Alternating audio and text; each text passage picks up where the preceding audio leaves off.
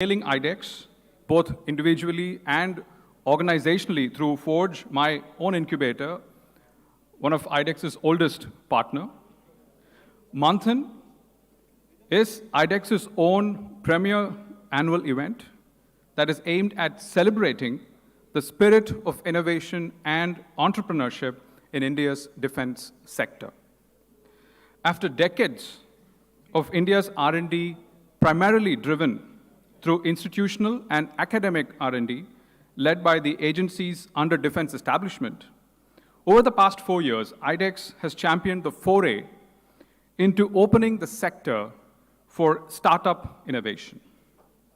The whole idea is to harness the speed, agility, cost, scale, and ingenuity advantages of young company innovation and to leverage the courage, vision, and ambition of company builders who are abundant in this audience today.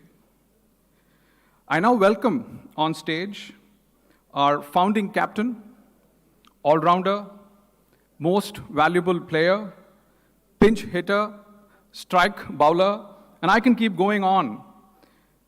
Mr. Sanjay Jaju, Additional Secretary, Defense Production, MOD, to deliver the welcome address. Can you give him a round of applause, please? Mr. Sanjay Jaju.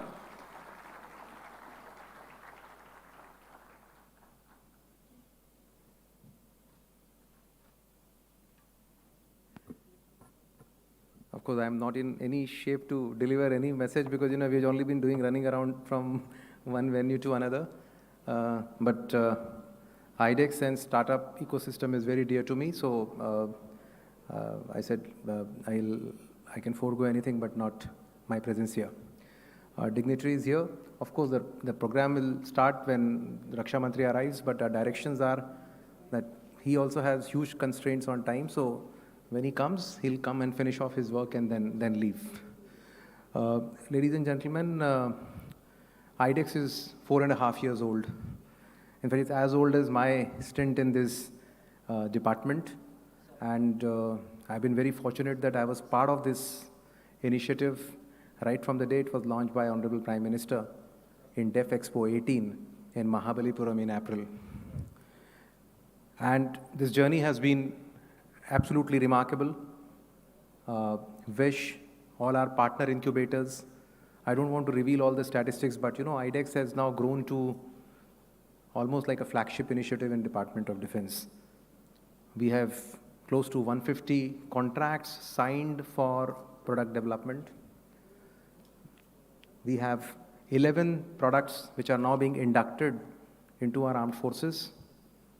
And now we've almost created a veritable pipeline of products in which startups are able to show their ingenuity. They are able to show their mettle in product designing. And believe me, what IDEX has achieved is way beyond the startup ecosystem. In fact, IDEX, thanks to the support given to us by our partner incubators in Forge, we have come up with this product management approach in which, unlike the past, in which a product used to be designed based on what in Ministry of Defense we call it as qualitative requirements, and then there used to be a huge challenge in meeting those requirements because the developer of the product and the inventor of the product were not able to get their minds met. But in IDEX, because we have evolved the product management approach in which the inventor is only expected to give his requirements. And based on those requirements, the innovator on the other side designs a system, the product. And then this process of iteration happens between the inventor and the innovator. And by the time we reach the third milestone, we are able to come to a level in which the compliance between the minimum viable product and the requirement reaches a higher proportion. But by doing all this, what has actually happened is it has brought down not just the cycle time, but actually it has helped us ensure, and we keep using this in IDEX, that We start designing an elephant and end up with a camel, but when the product management approach is applied, then you are actually going to design an elephant and the features that are required. So it's a fundamental shift in the way we were designing our products and equipment.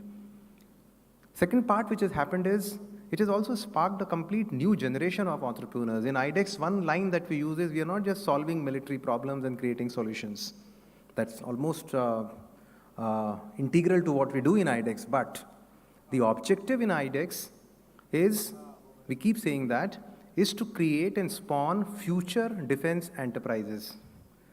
So if you solve a problem, you create a product, now look at scaling up your efforts, and in the process become a bigger company. And I keep saying that, if I really make a count of all the IDEX startups that are there now, based on the work that they have done in the past, based on the work that they are doing now and they're going to do it in the future, and if I do a sigma of all those works, believe me, the combined market cap of all these companies will definitely be in billions of dollars, because that's the kind of work that they're doing. That's the kind of breathtaking work they're doing. IDEX has also gone through a huge transformation in terms of how we are sealing contracts. In Ministry of Defense, we are quite notorious for taking years and years for concluding contracts. But now we have again set new benchmarks in IDEX. In the month of August, 75 sprint challenges for Indian Navy were announced by Honorable Prime Minister. Within a month, entries were invited and we received absolutely humongous response, more than 1,000 applications. Within 15 days to a month, services and the high-powered selection committee, multidisciplinary committee sat together and they were able to announce the winners. And those winners are now concluding the contracts. So I think from the time challenges were announced to the time contracts are concluded, we have been able to complete this entire process with transparency and accountability in just about 3 months. I mean, this again will be a huge, huge plus for our startup ecosystem, and in fact will be a huge gain for the startups and the other vendors who are part of this process. So it's been a trailblazing effort, but the journey continues. Tomorrow again, a major program, DevSpace, is being launched, in which again you will find a large number of challenges being rolled out. And I'm sure the startups have now plenty on their plate, and this plate is going to become bigger and bigger. And I'm again getting some calls on logistics, so let me take a break again. But my congratulations to all of you, and good luck to all those who are trying to become future defense enterprises. Thank you very much.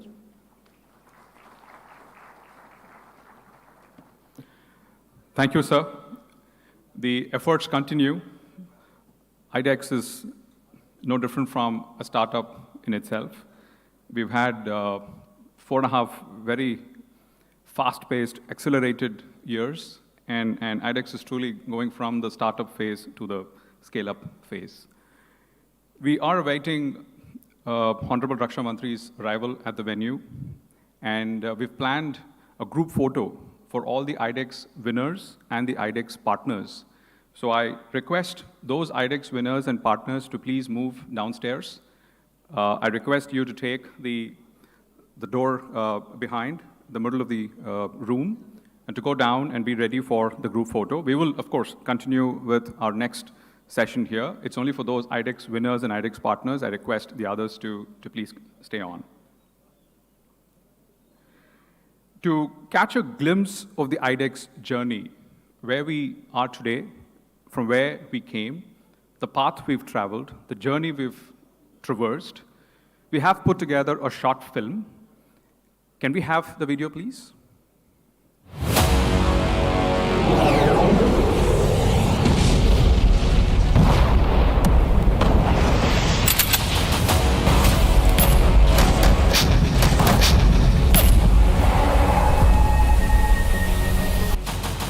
A platform leading from the front to facilitate and encourage ideas that strengthen our forces, innovation that changes warfare strategies, infrastructure that caters to future requirements, and the successful incubation of Indian startups.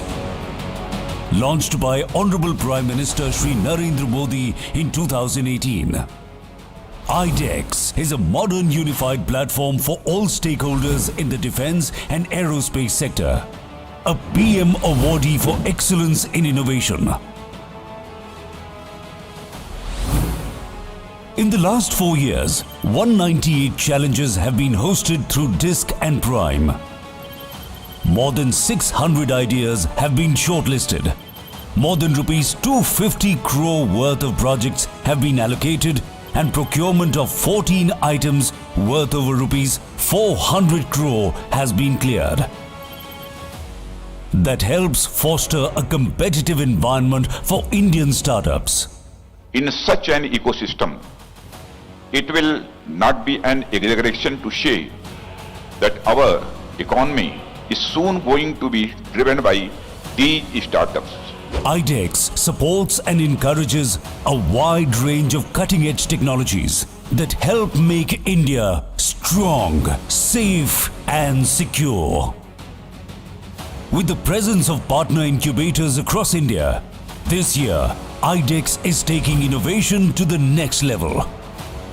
With the launch of Prime Challenges with funding support of up to 10 crores, 75 challenges were also launched under DISC to mark the event of Azadi Ka Amrit Mahotsav. The defense establishment has come to the startup community of India and say, friends, come. If we have to break this paradigm of catch-up technologies and start innovating the best technologies in the world, we need your help. Let's take a look at some Indian startups facilitated by IDEX. Mission AI for Indian Navy, designed and developed by Flutura, a central digital command center with real-time data for national forces. IFF SDR, designed and developed by Lekha Wireless for situational awareness and primary interrogation. Remote Operation Lifebuoy, designed and developed by Safe Seas, built to remotely rescue humans from drowning. Anti-drone system, designed and developed by Gurutwa, a platform to keep our skies safe from illegal UAVs. Anti-drone defense systems, designed and developed by Big Bang Boom Solutions. Drone detection and identification. Aerial surveillance platform, designed and developed by Ocular Aerospace. Long endurance surveillance to keep Indian airspace free from enemies. Armos, quantum key distribution, designed and developed by Q&U for unconditional data security through quantum principles. India's best minds, working to boost the startup culture and fostering an environment of zest towards innovation. With the fortification of India's defense, making a bold statement of Atmanirbharta. Now we have been able to connect many startups to the defense problems. We have been giving grants under the program called Spark, and right now we have signed contracts with the startups, and many of these products have also reached the final stage in terms of product development. And with IDEX finding place in the defense acquisition procedure, we are very confident that many of these products and startups would gain foothold into the defense procurement process. And we are very confident that many of these startups would also emerge as future defense enterprises. We invite startups, innovators and students to join a unique and thriving initiative of innovation with IDEX.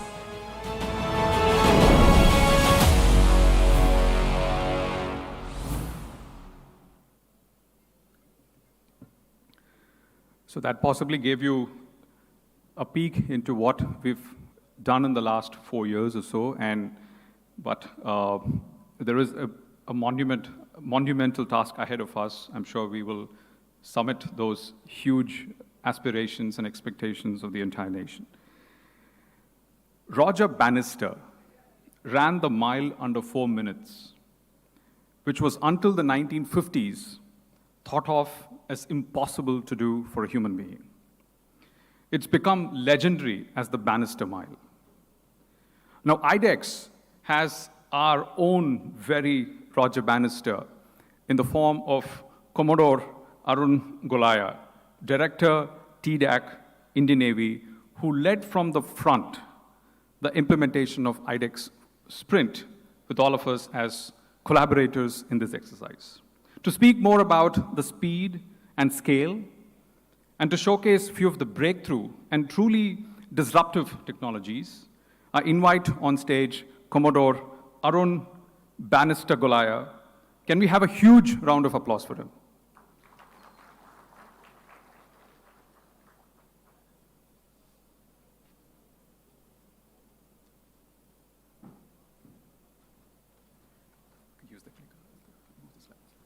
Thank you, Vish, for exaggerating like you always do.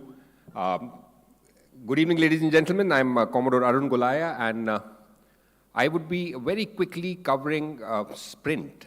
Sprint is more than an acronym, it is a backronym. First, we decided on the word Sprint, and then we came up with supporting pole vaulting in R&D through IDEX, NIIO, and TDAC. NIIO, of course, is the Naval Innovation and Indigenization Organization, and TDAC is the Technology Development Acceleration Cell, which I head. As most of you are aware, this was aimed at inducting at least 75 technologies or products into the Indian Navy as a part of Azadi Ka Amrit Mahotsav. This was launched exactly 3 months back to the date by the Honorable Prime Minister on 18th of July, and today we are on 18th exactly. So it's been a fascinating journey. There've been lots of questions from everybody. How did the idea originate? What is the current status? What kind of technologies are we hoping to induct given the very, very tight timelines? What are the lessons which we've learned in the journey? And what is the way ahead? So I'll try and answer some of them as fast as I can. Genesis of Sprint, it started off with an idea which somebody had posted on the CNS discussion forum, which is an online forum which we have within the Navy, where anybody who has any idea can put it up to the Chief of Naval Staff. Thereafter, there was a meeting of the PSOs, where I think the defining statement which led to this was, somebody said, if you want different results, you have to do things differently. So that's how it started off. We started with a willingness to fail, much like the organization TDAC, where officially when it was set up, we were set up with a willingness to fail, because in innovation, there's always risk, and you have to be willing to fail if you want to succeed. We decided to take a collaborative approach the Ministry of Defense, who were very, very forthcoming. Thereafter, it was decided that we'll be signing an MOU. Question was asked, why do we need to sign an MOU, and why did we go for this, linking it to the Azadi Ka Amrit Mahotsav? I think it was important for committing everyone, that is us, the IDEX team, the partner incubators, and the innovators themselves, to commit everybody to timelines. So once you have made a statement of intent that we will do this in the next 1 year, everybody's committed to timelines, and things then move much more smoothly. Coming next to what is the current status, they say a picture is worth 1,000 words, so I've got a few thousand words only of pictures. I will focus on the tweets which have been made, which is giving the status. So this was the tweet which was made by the IDEX team when the winners were announced, over 100 winners, 118 exactly, the figure is 118 who have been announced as of now. 900 plus applications, if we include the open challenge or the suo motu proposals, it is 1106. Out of which 280 were shortlisted, 110 hours of presentations tiered in 10 days by the HPSC. So how did we achieve this? We shut down our office and we shifted to IIT Delhi. And we operated from there morning 8 till night 8 every day so that we could, so we had an average of 26 presentations in a day, and we managed to do this. Again, a tweet by Mr. Jaju, who said it's magical, and it was a real sprint. And the good thing is that this magic continued. The first contract was signed in just 20 days of the announcement of the winners. And considering that this was the week where the Shara was also there, so including that, there were 13 working days in which the contract was signed. And as was mentioned, more and more contracts are being signed, 118 winners. 100 of them who are entering the defense ecosystem for the first time. So that is something which is quite satisfying. Moving on to what kind of technology are we hoping to induct given the very tight timelines. I will not go into the details of this because I think we are running slightly behind time, but I will not go into the typology and how defense innovation works. I'm sure everybody here is aware of it. But we're trying everything from incremental innovation to radical. That means there'll be a few game changers, global firsts, which we are confident we will have by sometime next year. All of them will not be path-breaking innovations. Some of them would be smaller, incremental innovations, but they'll all be the ones which solve the felt need of the users. That is what our aim is. I will show you examples of just 3, and the reason I've selected these 3 is because the people are already down below in the stalls which are there. So if you'd like to go and take a look at this. So this is by a firm called Vida. This fabric which you see there, he is in the first picture pouring a molten metal over himself, and in the second one, it is a liquid nitrogen. So this thing can take from minus 200 degrees centigrade to plus 2000 degrees centigrade, as of now 1800, so this will be modified. So one technology can have multiple products. The firefighting suit which we had, okay, so I think I have to hurry up a bit. So I will just go through this. It can be used for everything from firefighting suit, lagging, camouflage, and weapon covers. It will have lots of civilian applications as well. Similarly, the massive MIMO beamforming ASIC, which again is available there, it can be used for multiple products, ISA radars, space communication, proximity fuses, and again, once again, it will have civilian applications. The ultra-long endurance drone possibilities are unimaginable. The endurance of this will be ship-launched. The first prototype is being made, the one which you see here. It's a different concept. I'll not go into the details due to the paucity of time. It is not going to have an endurance of a few hours. It will have endurance in days. And especially some of the things which we're making, the lightweight ISA radar and the camera and everything, with that, we feel this would be a game changer. Coming to what lessons have been learnt, one is that translators are needed. The users speak English or Hindi. The firms, the innovators, they speak geek. You need somebody in between who can translate from English to geek and vice versa. I think that was the biggest lesson which we learned. A second one is we have to start seeing the industry as partners, not vendors. We have to listen to them. Our resistance to innovation is real. It has to be a top-down approach. That is what worked for us in the Navy. Systemic mitigation of risk. There is no failure. Change in mindset is required. Co-development is not the same as procurement. I will just say this, if you make the QR-based approach, and I think I'll finish with this because of paucity of time, somebody who's never seen a mobile phone, if he makes the QRs for a telephone, he'll say, I want 10 meters of wire. If the firm gives you a mobile phone, he will say, does not meet the QRs. So you have to say, maybe we understand the requirements wrong, interact with the firms, and thereafter change the QRs as maybe it is about co-development, it is not about innovation. Thank you very much. I think I'll finish with that and hand over back to Vish. Thank you.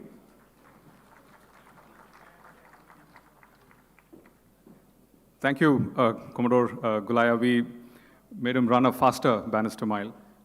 We are now cutting live to the Raksha Mantri's walkthrough of the IDEX startups showcase. Around 20 startups that are already developing cutting-edge technologies and defense products for the Indian military are displaying their technologies and products downstairs.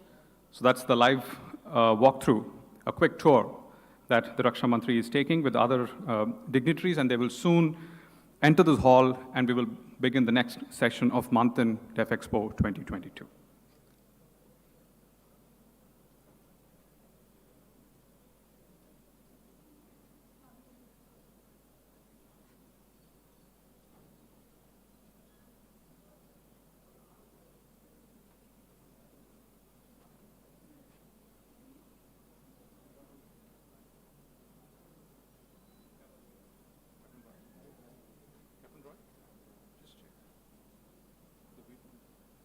Feed is good.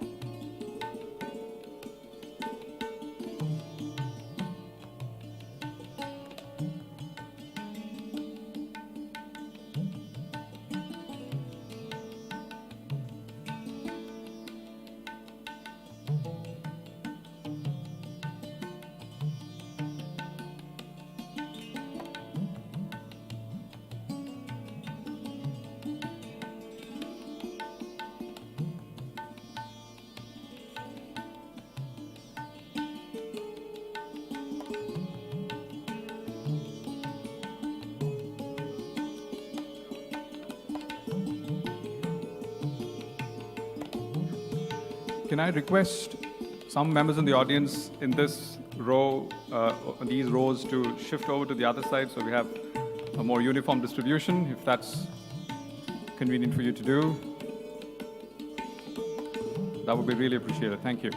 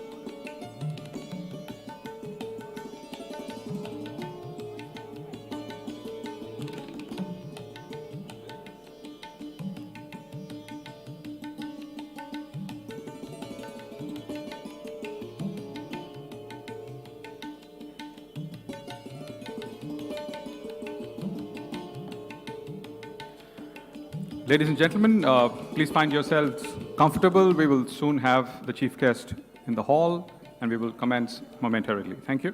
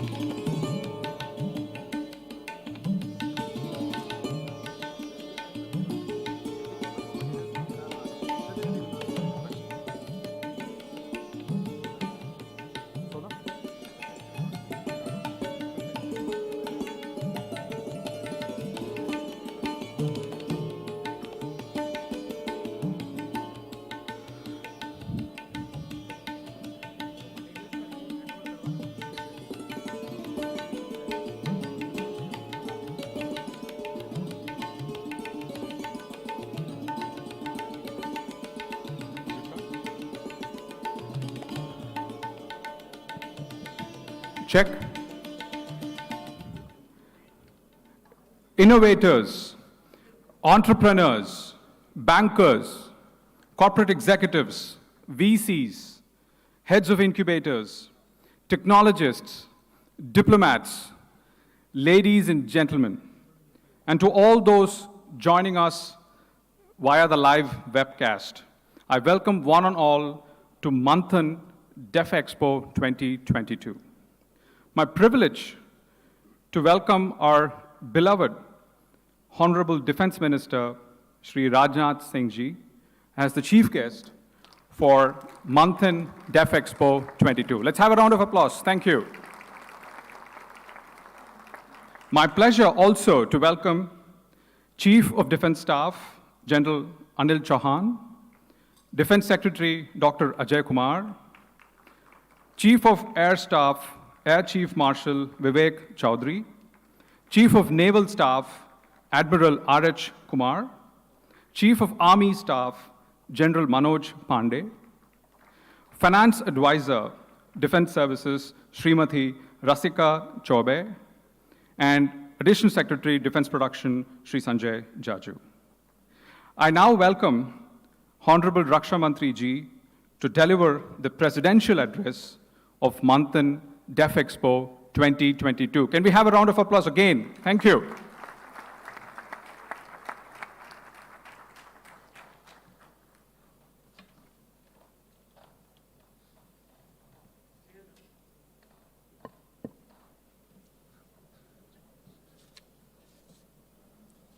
Chief of Defence Staff General Anil Chauhan, Air Chief Marshal V.R. Chaudhary, Chief of Air Staff, Admiral R. Hari Kumar, Chief of Naval Staff, General Manoj Pandey, Chief of Army Staff, Dr. Ajay Kumar, Defence Secretary, Srimati Rasika Chaube, FADS, Sri Sanjay Jaju, Additional Secretary, Defence Production, Industry Partners, Young Entrepreneurs, Academicians, media के मेरे मित्रों, देवियों और सज्जनों,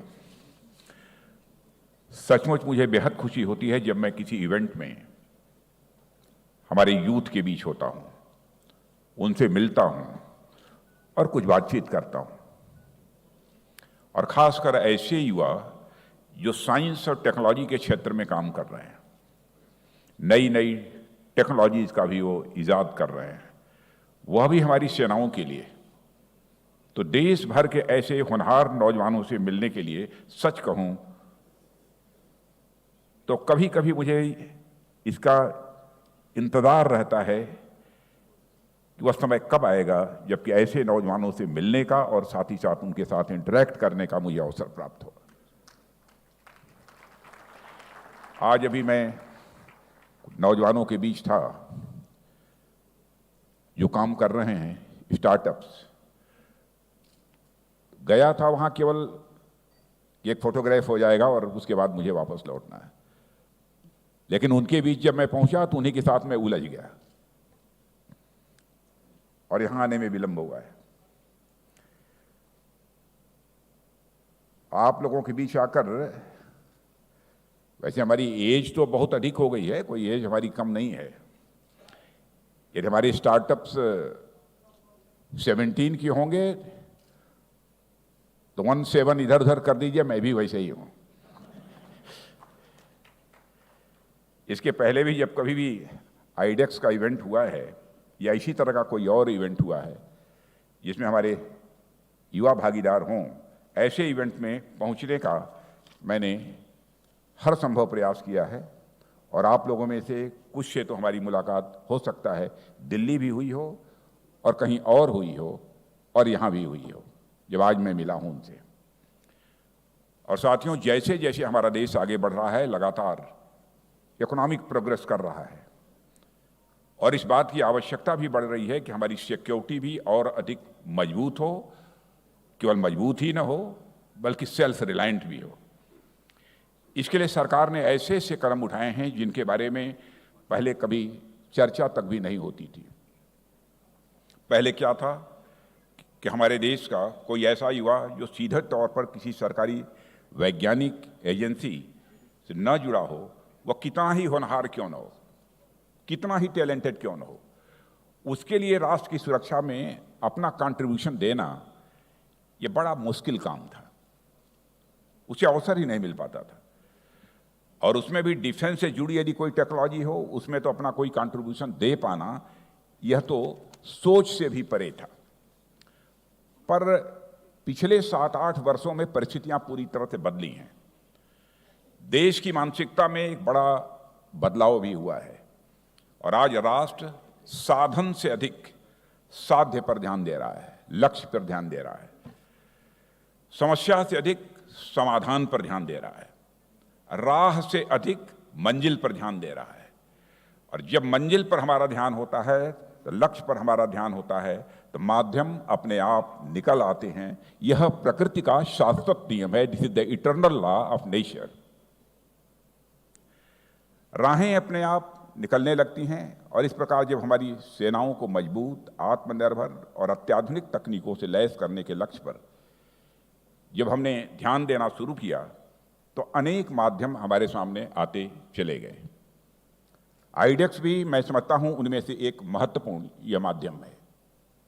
महर्षि अरविंदो ने किसी समय कहा था कि a brave, Frank, clean hearted, courageous and aspiring youth is the only foundation on which the future nation can be built.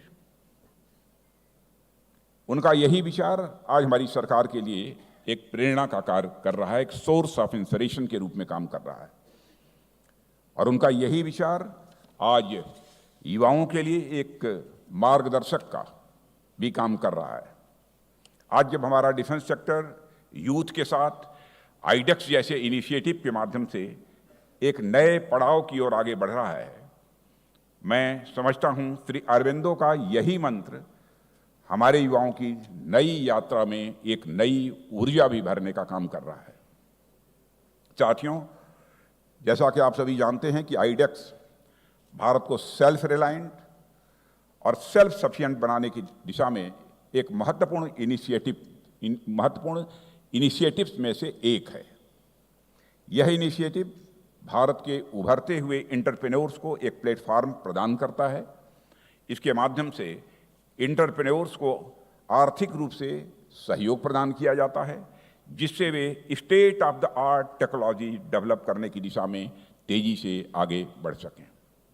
और मुझे कहते हुए खुशी होती है कि आईडेक्स की शुरुआत जिस उद्देश्य से की गई थी उसमें यह सही दिशा में आगे बढ़ता हुआ मुझे साफ तौर पर दिख रहा है। ऐसा मैं बस कहने के लिए नहीं कह रहा हूं, बल्कि मैंने समय समय पर आईडेक्स विनर से मुलाकात की है, उनसे बातचीत भी की है और उनके प्रोडक्ट्स और टेक्नोलॉजीज को भी देखा है। केवल देखा ही नहीं है, उसे जाना भी है और समझा भी है। इस आधार पर मैं यह बात कह रहा हूं। और माननीय प्रधानमंत्री जी द्वारा 2018 में डेफ एक्सपो के दौरान इसकी लॉन्चिंग की गई थी, पर अपने एक्सलेंस के चलते आईडेक्स को पिछले साल प्राइम मिनिस्टर अवार्ड से सम्मानित किया गया। और इतने कम समय में आईडेक्स ने जो ऊंचाई हासिल की है वह खुद इसकी सफलता की कहानी कहती है। आज आईडेक्स रक्षा मंत्रालय में एक बहुत ही लोकप्रिय इनिशिएटिव बन गया है और इसने अन्य मंत्रालयों को भी इसी तरह की इनोवेशन स्कीम्स को अपनाने के लिए प्रोत्साहित भी किया है। आप लोग देखेंगे तो पाएंगे कि आईडेक्स अपने आप में खुद एक इनोवेशन है, जिसे इनोवेशन के लिए इनोवेट किया गया है। और यह एक इनोवेशन फॉर इनोवेशन इनिशिएटिव है। ऐसे में से इनोवेशन स्क्वायर कहे तो कोई गलती नहीं होगी। Innovation multiplied by innovation is equal to innovation square. साथियों, आईडेक्स ने हमारे देश में इनोवेशन प्लस इनोवेशन नहीं मैंने कहा है, innovation plus innovation to innovation, innovation multiplied by innovation square. साथियों, आईडेक्स ने हमारे देश में एंटरप्रेन्योरियल पोटेंशियल को उजागर किया है, जो अब तक तमाम नीतिगत बंधनों के कारण सामने नहीं आ पा रही थी। इसने एस्पायरिंग स्टार्टअप्स और इनोवेटर्स को आगे आने और डिफेंस सेक्टर में अन्य स्टेक होल्डर्स के साथ मिलकर कार्य करने के लिए एक प्लेटफॉर्म भी प्रदान किया है। इसने इस धारणा को भी तोड़ा है कि डिफेंस प्रोडक्शन सेक्टर केवल बड़े उद्योगपतियों के लिए ही है। इस धारणा को तोड़ा है। मैंने आईडेक्स से ऐसे ऐसे युवा जुड़ते हुए देखे हैं जो नई कंपनी या स्टार्टअप शुरू करने की स्थिति में बिल्कुल नहीं थे, पर आईडेक्स के चलते उन्होंने अपने सपनों को रियलिटी में बदलते हुए देखा है, हकीकत में बदलते हुए देखा है। और साथियों, सरकार और इनोवेटर्स के संयुक्त प्रयासों ने अर्थव्यवस्था यानी इकोनॉमी में एक पॉजिटिव रिपल फैक्ट पैदा किया है। और मैं कह सकता हूं आईडेक्स एक आंदोलन है जो राष्ट्र के लिए काम करने की प्रेरणा से संचालित है। और इस पहल ने डायरेक्ट और इनडायरेक्ट रूप से बड़ी संख्या में जॉब्स अपॉर्चुनिटीज भी पैदा की हैं, जो जॉब सीकर्स और जॉब क्रिएटर्स दोनों के लिए उपयोगी है। आप लोग अवगत होंगे कि 50 से अधिक टेक्नोलॉजिकल एरियाज में 100 से अधिक आईडेक्स विनर्स को प्रोडक्ट्स और टेक्नोलॉजीज के विकास के लिए लगभग 300 करोड़ रुपए के प्रोजेक्ट्स को मंजूरी दे दी गई है। यह आईडेक्स के ऊपर सरकार के बढ़ते विश्वास को दर्शाता है। साथियों, मुझे आपको यह बताते हुए खुशी हो रही है कि आईडेक्स ने अपनी शुरुआत से लेकर अब तक कई गुना वृद्धि की है, जिसके कारण डिफेंस इंडिया स्टार्टअप चैलेंज और ओपन चैलेंज के पिछले 7 एडिशंस में 6000 से अधिक एप्लीकेशंस आ चुके हैं। और इसके अलावा आईडेक्स प्राइम 10 करोड़ रुपए तक की ग्रांटीनेड सपोर्ट के साथ लॉन्च किया गया है, ताकि हायर इन्वेस्टमेंट रिक्वायरमेंट वाली प्रोजेक्ट्स को आगे बढ़ाया जा सके और विभिन्न स्टार्टअप्स को भी प्रोत्साहित किया जा सके। इसके अलावा आप लोगों को जानकर खुशी होगी कि आईडेक्स अभूतपूर्व गति से अपना विस्तार कर रहा है। यह टियर 2 और टियर 3 शहरों में अपनी प्रेजेंस को बढ़ा रहा है। साथ ही यह देश के विभिन्न हिस्सों में फैले इनक्यूबेटर्स को भी अपने साथ जोड़ने की कोशिश कर रहा है। आने वाले समय में इसका जो लाभ देश को होने वाला है, उसके बारे में हम सोच भी नहीं सकते। और साथियों, ज्ञान विज्ञान के क्षेत्र में अगर हमें खुद को नई बुलंदियों पर ले जाना है, तो 2 सिद्धांतों पर कार्य करना मैं समझता हूं यह जरूरी होगा। पहला है डिस्पर्स मोर और दूसरा है गैदर मोर। डिस्पर्स से मेरा मतलब है आईडेक्स की देश की अलग अलग हिस्सों में पहुंच से, और यह पहल देश में जहां जहां जितने कोने तक पहुंच सकेगी, हमारे देश के युवा उतने ही इससे जुड़ सकेंगे। हमारे देश में गुजरात से लेकर असम और कश्मीर से लेकर कन्याकुमारी तक टैलेंट्स की कमी नहीं है। जरूरत है तो उन्हें पहचानने की, उन्हें निखारने की और उन्हें राष्ट्र की प्रगति से जोड़ने की। और अगर हम इस दिशा में आगे बढ़ते हैं तो ऐसा कोई कारण नहीं है कि हम इंडियन डिफेंस सेक्टर को नई हाइट्स पर ले जाने में कामयाब न हों। छोटे शहरों में आईडेक्स की बढ़ती पहुंच इसकी राह प्रशस्त कर रही है। आने वाले समय में हम उम्मीद करते हैं कि आईडेक्स अलग अलग क्षेत्रों को प्रोत्साहित करते हुए अनटच्ड एरिया में भी अपनी जर्नी कंटिन्यू रखेगा और हमारे डिफेंस इंफ्रास्ट्रक्चर के ऑल अराउंड फोर्टिफिकेशन में अपना यह महत्वपूर्ण योगदान देगा। साथियों, जैसा कि हम सभी अवगत हैं, भारत आज दुनिया का सबसे युवा देश है। लेस देन 35 ईयर हमारे देश की पॉपुलेशन अप्रॉक्सीमेटली 65% है। Am I correct? लगभग यही है, 65%। 35 ईयर से कम की जिनकी एज है। केवल डेमोग्राफिक दृष्टि से नहीं, बल्कि मन से भी इसकी सोच नई है हमारे देश के नौजवानों की, और इनके लक्ष्य भी नए हैं। ऐसे में नए उद्देश्यों की ओर ले जाने वाली राहें भी नई हों, यह समय की सबसे महत्वपूर्ण मांग है। और ऐसे में मैं मानता हूं कि आईडेक्स इनिशिएटिव ने इस मांग को पूरी तरह कंप्लीट किया है, और ऐसा मेरा निजी तौर पर मानना है। आईडेक्स इनिशिएटिव माननीय प्रधानमंत्री श्री नरेंद्र मोदी जी के विजन आत्मनिर्भर भारत का ही एक इनिशिएटिव है। आईडेक्स इनिशिएटिव भारत में रिसर्च एंड डेवलपमेंट की राह प्रशस्त करने वाला इनिशिएटिव है, और आईडेक्स इनिशिएटिव भारत के गौरव को पुनर्परिभाषित यानी रीडिफाइन करने वाला भी यह इनिशिएटिव है, जिसके वाहक आप सभी नौजवान ही हैं। मुझे पूरा विश्वास है आप और यह इनिशिएटिव दोनों एक दूसरे के माध्यम से बहुत दूर तक की यात्रा यह तय करेंगे और हमारे डिफेंस सेक्टर और राष्ट्र को नई ऊंचाइयों पर ले जाने में यह कामयाब होंगे। देश के सम्मिलित प्रयासों के चलते इंडियन डिफेंस सेक्टर आने वाले समय में दुनिया भर में अग्रणी होगा, ऐसा मेरा पक्का विश्वास है। आप लोगों के प्रयासों को देखते हुए मेरा विश्वास निरंतर मजबूत होता जा रहा है। हमें बस पूरे लगन और समर्पण के साथ आगे बढ़ना है, मन, वचन और कर्म से राष्ट्र की उन्नति के लिए प्रयास करना है। यही हमारी सफलता का मूल मंत्र होगा। इस अवसर पर अधिक कुछ न कहते हुए मैं आप सभी को अब तक की जो भी आपकी अचीवमेंट्स हैं, जो भी आपकी उपलब्धियां हैं उसके लिए तहे दिल हार्दिक बधाई देता हूं और मैं आपके भविष्य के प्रयासों की सफलता के लिए शुभकामनाएं देते हुए अपना निवेदन यहीं समाप्त करता हूं।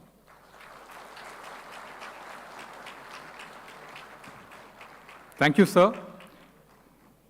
Under your able guidance and leadership, we will go from innovation into innovation to the power innovation. I invite Raksha Mantri ji to launch the Acclimatization Boot Camp for Defense, ABCD in short, to be implemented by IIT Hyderabad by pressing the button to unveil the launch video.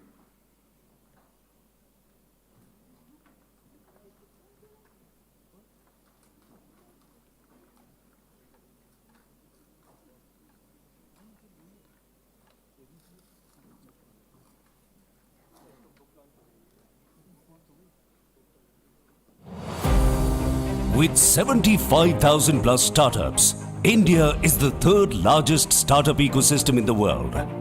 Defense ecosystem of India is looking for innovative and indigenous solutions from our startups.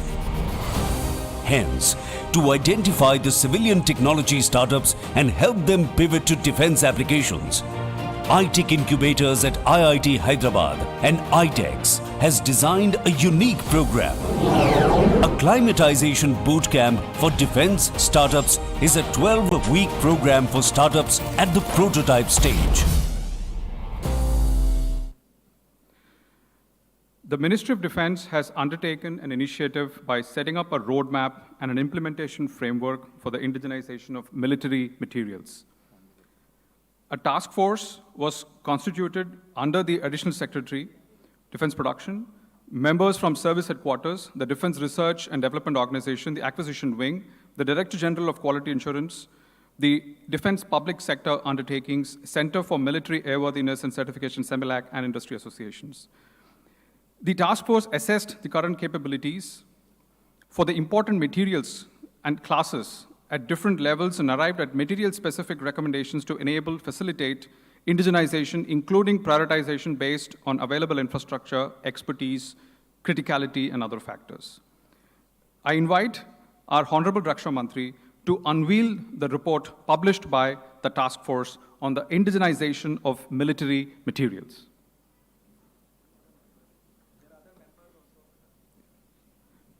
We take the opportunity to recognize other members who have been part of this task force.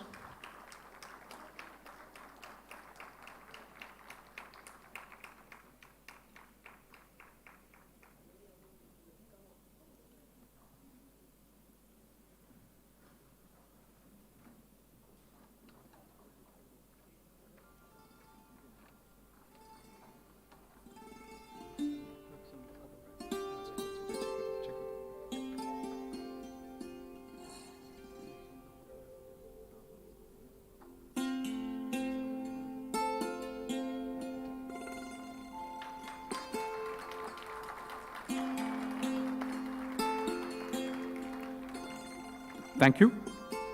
I request Honorable Raksha Mantri to take a group photo along with the representative from IIT Hyderabad, whose program we launched today, sir.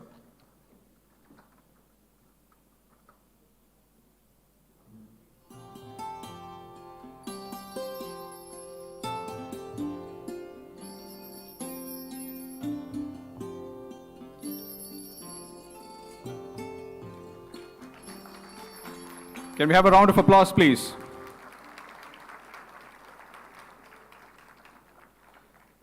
I thank Honorable Raksha Mantri and other dignitaries on stage for having graced this occasion.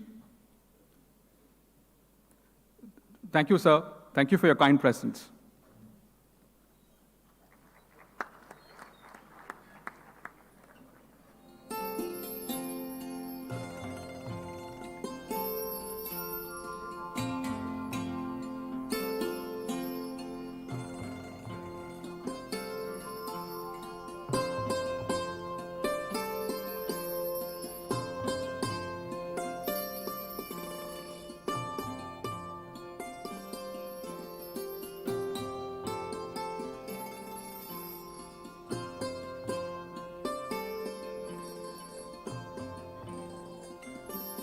request members of the audience to please be seated. We will continue with the next part of the program.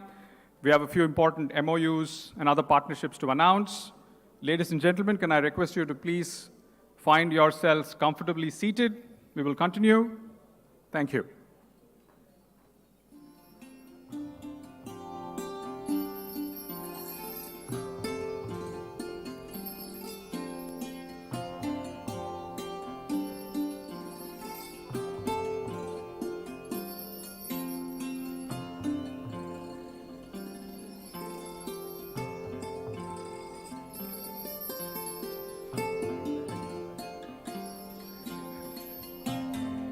So can I request members of the audience to please come up front and occupy seats at the front? We have some interesting conversations that you want to be part of, so may I request the audience to please move front.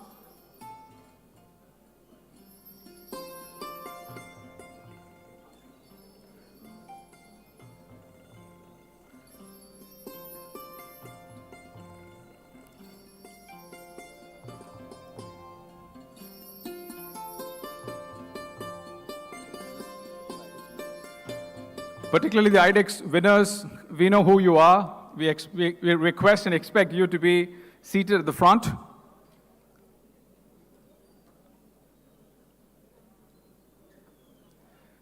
You're all now part of the IDEX family.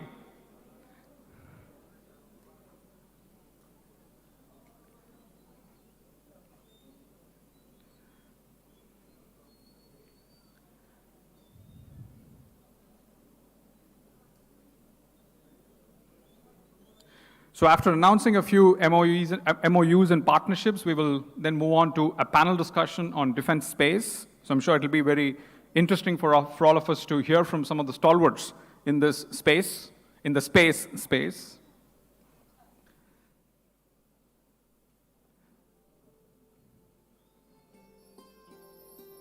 Some of you thinking about walking out through the door, I would advise you not to do that. Please find a seat, get yourselves comfortable, we'll start. I can see Colonel Vikram escaping.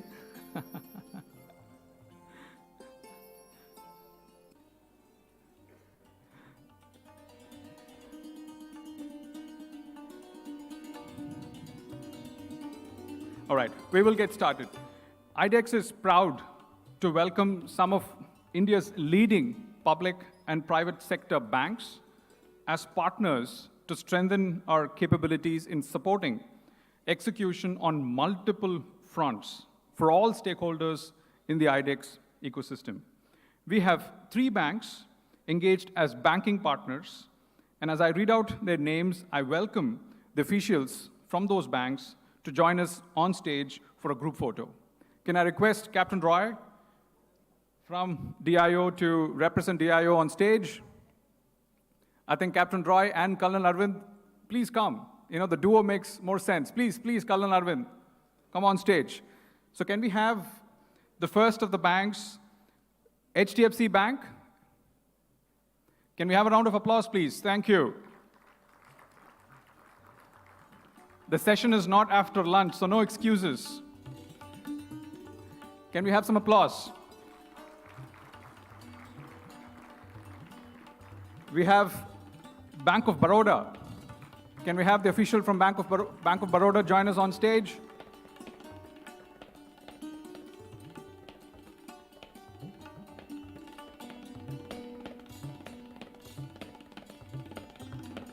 Applause, ladies and gentlemen. Keep the applause going. And then the third bank, we have Kotak Mahindra Bank, and we have the officials from Kotak join us on stage.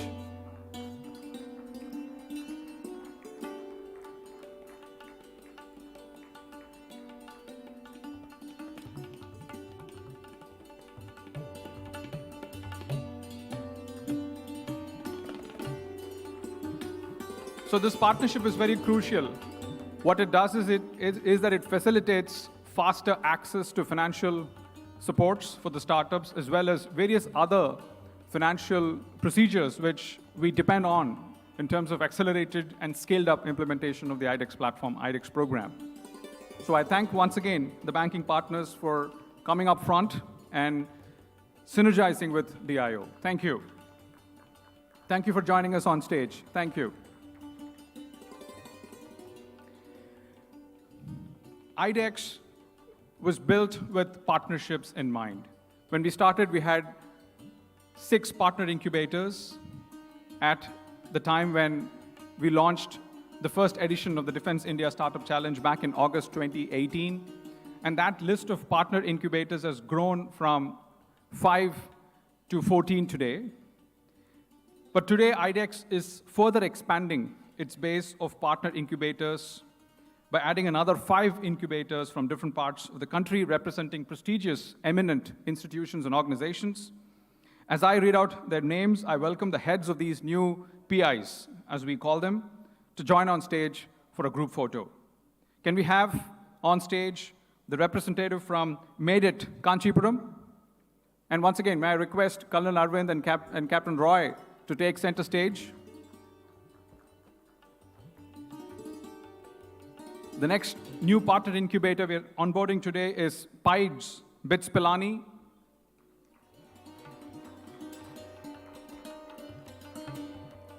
Possibly it's just those few Pilani alum I see in the audience who are clapping. Can we have some more applause, please? Can we give some strength to it? We really mean it when we add partner incubators. Moving on, can we have Magic from Aurangabad?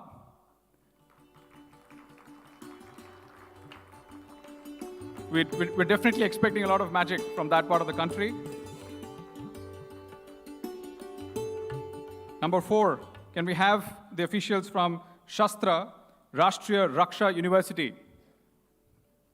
Now, this does not require much of an introduction because we're in the hometown of this institution. And number 5, can we have KIT TBI, Bhubaneswar? Applause, please, applause. Let's show some love and affection to our new partners.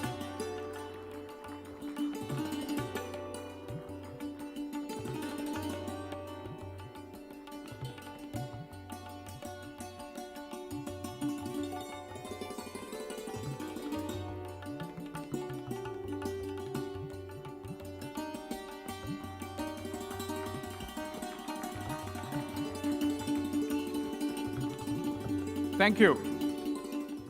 Thank you to our new partner incubators. I wish all of them the very best in the days to come, and many, many hearty congratulations.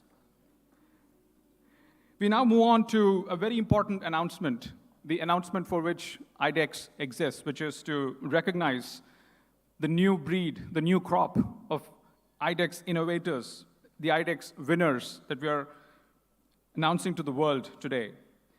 In the past few months, we've had a slew of both the Defense Innovation Startup Challenge editions, as well as we took in applications through the Open Challenge route. And over 150 winners, IDEX winners, are being announced today. So we have the winners from the Open Challenge Edition 4, Open Challenge Edition 5, Disk Edition 6, Disk 6 Prime, Disk 7 Sprint, which Commodore Golaya presented, which is 75 innovation challenges from the Indian Navy, and we also have the Disk 7 Sprint Prime. So we have in total over 150 new IDEX innovators joining as IDEX winners. Can we have a round of applause?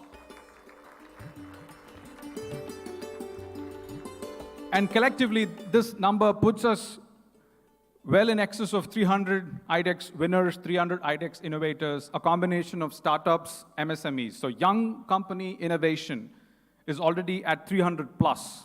And very soon, all of these winners will have their contracts signed and the projects officially kicked off. So we really are looking forward to an accelerated next phase of scaling up IDEX in terms of technologies and products. From all of us in IDEX, we express our heartiest congratulations to all the winners, and we sincerely hope and believe that each one of you will emerge successful in your endeavors. Moving on, we have a panel discussion. We're talking about going from local to global in space technologies, specifically defense space technologies. We're talking about how to harness startup innovation to make this space world-class. We're looking at opportunities, potential, and realities. I have the privilege to moderate this panel discussion with some very esteemed speakers from a diverse background, representing government, representing industry, both overseas, global, as well as Indian, representing startups. We also have an industry association dedicated for space represented today on our panel discussion. We also have a been there, done that before entrepreneur who will share some of his wisdom with us. I invite on stage the speakers on this panel discussion, and as I read out their names and their brief bio, I request them to please take their seats on stage. Thank you. Firstly, Lieutenant General Vinod Khandare, Principal Advisor, USC, Ministry of Defense. Lieutenant General V.G. Khandare is the former military advisor to NSCS. Prior to that, he was Director General, Defense Intelligence Agency, and Deputy Chief of Integrated Defense Staff handling tri-services intelligence. He has a vast experience of over 4 decades in handling military affairs and has been involved in advising the apex level on decision-making based on analysis and assessments impacting national interests. He renders advice to various ministries, think tanks, and pursues Atmanirbhar Bharat agenda in defense production, as also in shaping youth as the national human resources capital for the present and future. He is the principal advisor at Ministry of Defense in Government of India. Welcome to the panel, General Khandare. Round of applause. Thank you. Representing Indian Space Association, the industry body which brings together the diverse stakeholders within the industry when it comes to space, both civilian, commercial, and defense. We have Wing Commander Satyam Kushwaha, Director ISPA. Satyamji, please come on stage. Wing Commander Satyam Kushwaha is a veteran fighter pilot, entrepreneur, innovator, geospatial evangelist, a national security strategist with an experience of over 26 years. He has more than 1,000 hours of accident-free fighter flying experience and expertise in GIS-enabled mission planning. He founded Skytail Alpha, a deep tech startup in quantum security domain, which has made and deployed India's first quantum security system, or digital video conference, as well as messenger system. So welcome to the panel, Wing Commander Satyam Kushwaha. A round of applause. To represent startups and to talk about why this is a big deal for them, we have Mr. Kranti Chand, Head Strategy, Dhruva Space. Kranti, can we have you on stage? Kranti heads strategy at Dhruva Space. Dhruva Space is a national award-winning startup providing full-stack space engineering solutions. They build satellite platforms and ground stations. Dhruva has tested their satellite deployment mechanisms on 2 PSLVs in June and are heading for the launch of 2 demonstration satellites in November. So we do have a voice from the startups to talk about space and beyond. We then move on to my dear friend, Sridhar Gadi, founder and executive chairman, Quantilla. Sridhar Gadi is an entrepreneur, a US technology pioneer that offers outcomes-driven business models through digitalization of urban infrastructure. Since its inception in 2015, Gadi has led Quantilla from a simple dashboard company with less than 10 employees to become a leading smart city technology solutions provider with more than 400 employees and offices in Europe, US, Middle East, and Asia. Quantilla's solutions serves more than 200 customers worldwide, generates revenue in excess of $50 million, and has amassed more than 30 million in funding. Sridhar has received international recognition from the who's who, the World Economic Forum, the Economic Times, Business World, and also has been recognized as the Entrepreneur of the Year Award twice in 2008 and 2007. Sridhar is a graduate of the OPM program in Business Administration Management from Harvard Business School. Welcome to the panel, Sridhar. Nice to have you with us. Moving on to hear voices from around the world to represent some of the top leading multinationals, OEs in this space. Can we have Mr. Faizi Mohsini? Vice President, Services, Boeing Defense, India. Faizi has over 27 years of work experience. He has experience in various industry sectors: aerospace, defense, energy, oil and gas, mining, resources, energy storage, and has led several functions cutting across strategic planning, business development and sales leadership, partnerships, channel management, and financing. Once again, let's put a round of applause for Mr. Faizi Mohsini from Boeing. Welcome, Faizi. We then move on to an Indian company doing wonders in the area of strategic electronics. We have Vinod S. Chippalkatti, President, Strategic Electronics Business Unit from Centum. Vinod has worked in ISRO for 10 years and is presently heading Centum and has been part of Centum for the last 22 years, leading the design, engineering, and manufacturing of defense, space, and aerospace systems. He has a master's from Indian Institute of Science and is pursuing his PhD. Welcome, Vinod, to the panel. Another round of applause, please.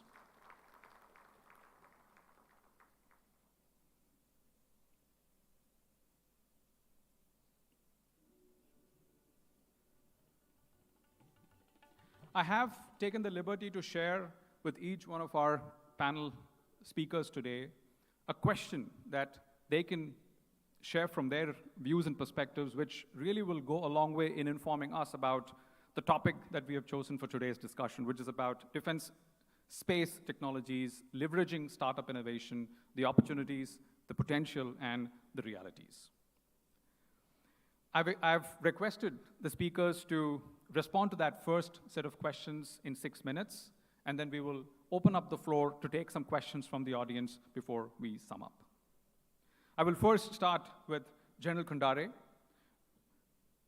Given ISRO is among the advanced space agencies in the world, and there are many accomplishments in indigenously developing space technologies and capabilities, albeit with a primary focus on civilian and commercial space applications, and DRDO's long-running programs on space R&D. As MOD's advisor now, sir, and the many key positions you've held in the past, what are the critical areas within defense space or DEF space we should focus in direct collaboration with industry, especially the startups? Over to you, sir.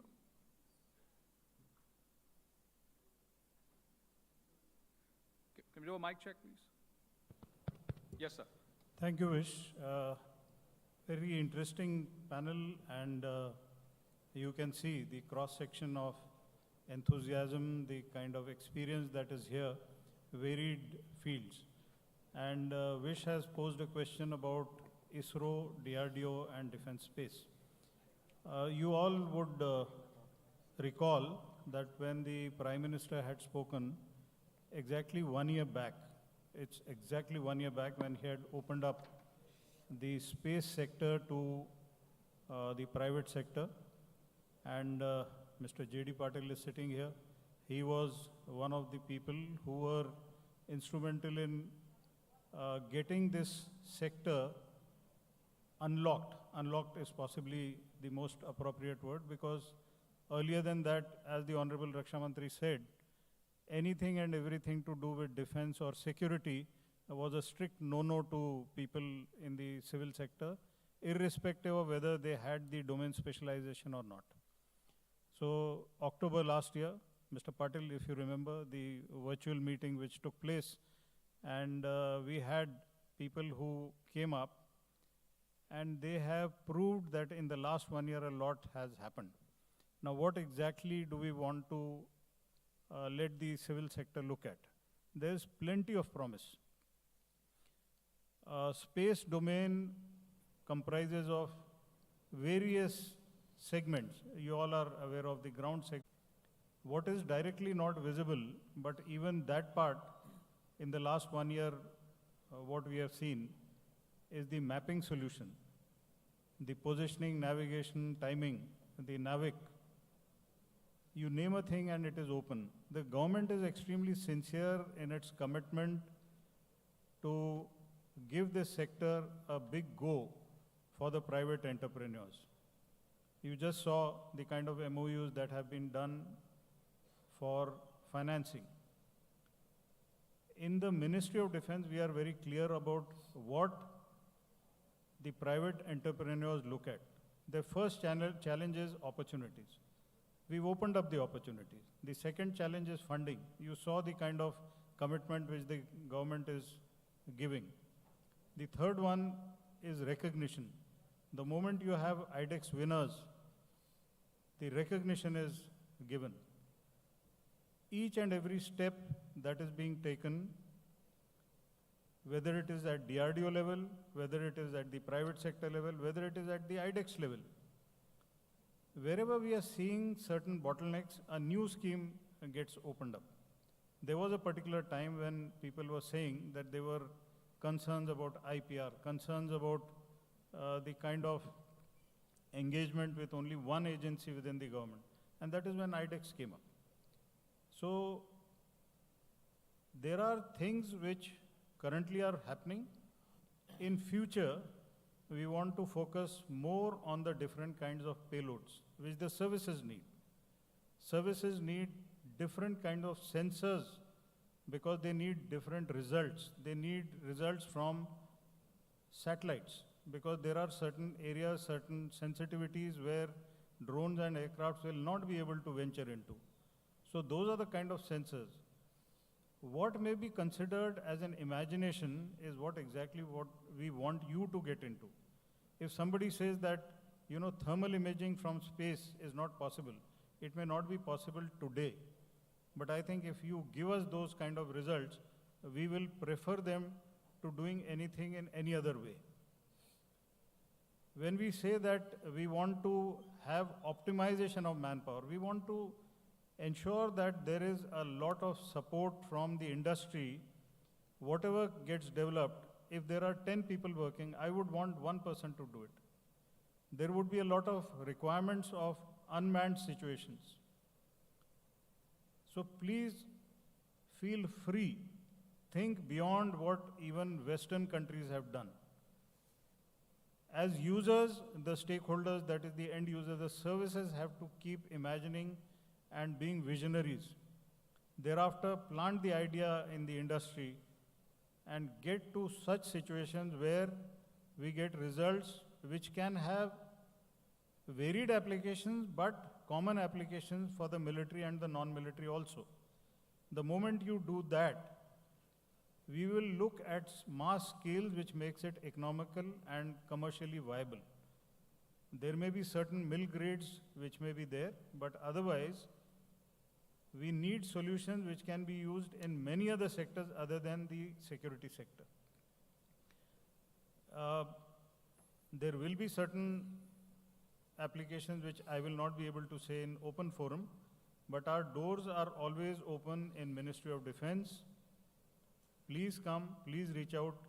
You will never find us not giving you an appointment, and we will be able to guide you, handhold you, mentor you, and finally, your success is the nation's success. So let us become a team and let us move ahead. Thank you, sir.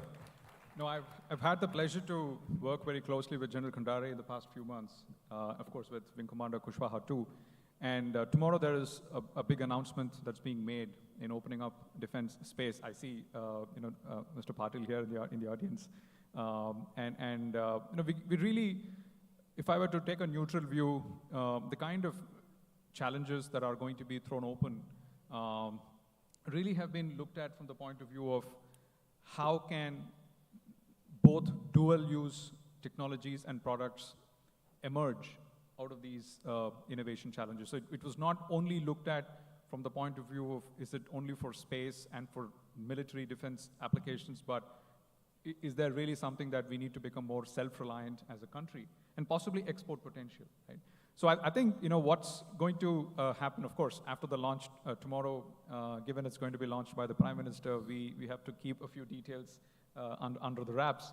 But I'm sure this really will be an inflection point in revolutionizing and unlocking the space sector, as Sir put it. Thank you, sir. I would now wish to move on to our friend from Boeing. And the question I really have, for our friend here is Atmanirbharta. We've spoken a lot about self-reliance in general, but particularly in the defense public sector, this really is more about scaling the domestic demand. It's about creating market access mechanisms and commercial pathways and enriching local products to reach global standards beyond merely protecting localized supply. So in light of this view of how we understand self-reliance or Atmanirbharta, how does Boeing, as a global player and partner to nations, see India's defense space as both a sizable market and a hub for world-class tech and products? Thank you, Vish. So I'm happy to be here and just share some of the experiences that we have had in country, and I think most of you or some of you may be already aware. Boeing has been present in country for more than 75 years. Started with supplying some of the aircrafts, and then recently in the last couple of decades we have been very closely supporting the defense with our Chinooks, Apaches, C-17s, and of course P-8s to Indian Navy. We have been strongly committed to Atmanirbhar Bharat. While this terminology may be new, but we as a company have been here and trying to do whatever we could. In fact, as I speak, on an annual basis, we do from local to global, so we do about 8,000 plus crore of procurement in India, and you'll be happy to know that we have a vendor base of 300 plus suppliers, and out of the 300 plus suppliers, 26% of them are MSMEs. This number continues to grow, and there is a huge focus on developing and growing our supply chain base in country. Just an example, one of the joint ventures that we have with Tata Boeing joint venture, which is based out of Hyderabad, we build the fuselages of Apache, which is the attack helicopters here in country. So these are not being only built for India, but the entire global requirement. So all the aircrafts that are being supplied, whether it's in the US, in Poland, in Germany, in Saudi Arabia, in India. In fact, the 6 of the Apaches for our army that is getting, fuselages are getting built in Hyderabad itself, and the first of the 6 will get completed, I think, in the next couple of months. So there's a lot of focus and commitment by Boeing to do things over here. When you talk about specifically the space sector, and so Boeing has been leading globally on the space sector. While we have been watching out and we have been aware that India has been doing significant for the last 60 years here in developing homegrown technologies, which is phenomenal, and some of the things that the country has done with respect to the launch of lunar probes or building satellites or even reaching Mars at a very competitive, or I would say the world best figures. So we have been the lowest in terms of the figures. When we talk about the market share, I know it is relatively small right now in the middle single digits, but it definitely there is a huge potential going forward, and there's going to be a huge demand, and we continue to watch how the startups are coming up in this sector, and I think there are more than 350 startups already working on the space side. There is definitely a need, both from the government side and the industry, and including the foreign OEMs, to work together and come close in developing and bringing these technologies. And as a company, Boeing is always interested, and we have already started engaging with some of the local organizations where we can bring technology with respect to space. How can we do it? How can we become more Make in India, Atmanirbharta on the space side, as we have demonstrated significantly on the other defense products, we'll definitely be happy to do that. And how can we make it from local to global? So we are open, we are looking at our possible partnerships, products and things. We will continue in this endeavor. So looking forward to developing a similar foothold as we have done on the other defense platforms. Thank you. Wonderful, thank you. No, that's very exciting to know. The wonders that can be unlocked when big established OEs like Boeing can sort of take the startup innovations that are coming through, the speed and the agility with which startups can innovate could potentially find safe landing spots in different parts of the world. And there are only a handful of spacefaring nations now, and the next 15, 20 nations, for them to become self-sufficient in being able to run their own space programs is possibly another huge opportunity for us to tap into. So it would be good to, maybe on a follow-up, I'll come back to you and really sort of understand, would there be any specific areas of technologies, disruptive technologies that you're already looking at in terms of how startup innovation can be co-opted, from the get-go. I'll come back to you, with that later on. But now moving on to Centum, Vinod, if you can talk about how big companies in India, Centum has been around for a very long time. Strategic electronics is definitely India's strength already. Companies like yourself have done exemplary work. You are already suppliers to ISRO and to defense space programs.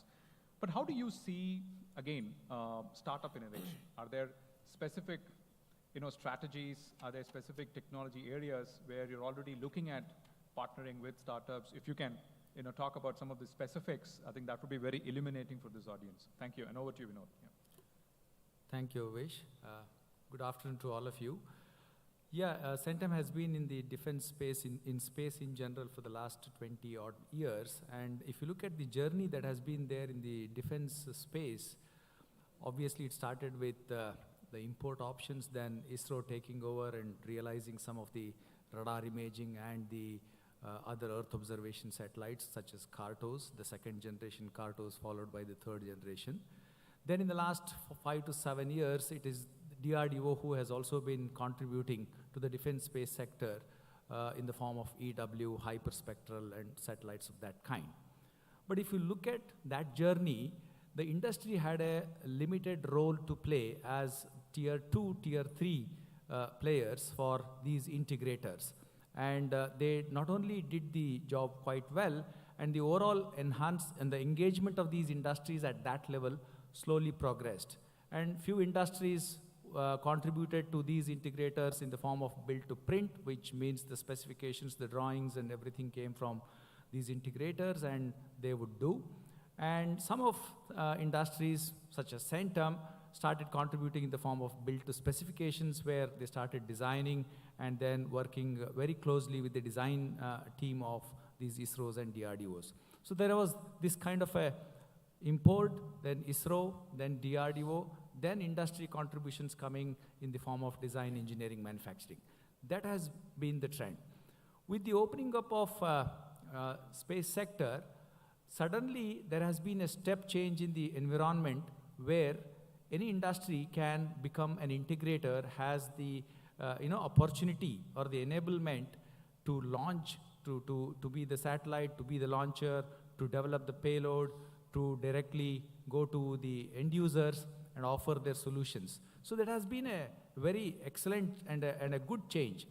Only caution is we need to see some, instead of a step change, because these are all very complex areas where no one industry would be ready to do everything that their customers or the integrators were doing. But I think in the next 2 to 3 years, you will see some progression in those directions. But what is the scenario today? If you look at today, there is the enthusiastic, very innovative, coming out with disruptive ideas, set of startups who are very seriously progressing towards delivering these kind of complex payloads which have an application in defense space. Then there are industries such as ours who have been there in the business for the last 20 odd years, who understand the way the ISRO has been in this, or the DRDO has been in the traditional space business, but they also understand where the new space is headed to, which means the cost competitiveness, the use of different grade of components, materials, trying to change the operational mindset towards high-ended automotive kind of a scenario where you need to be extremely fast and extremely cost competitive. So here are these industries who understand both. So what does that mean? It means that for some more time to come, all of these industries have to coexist.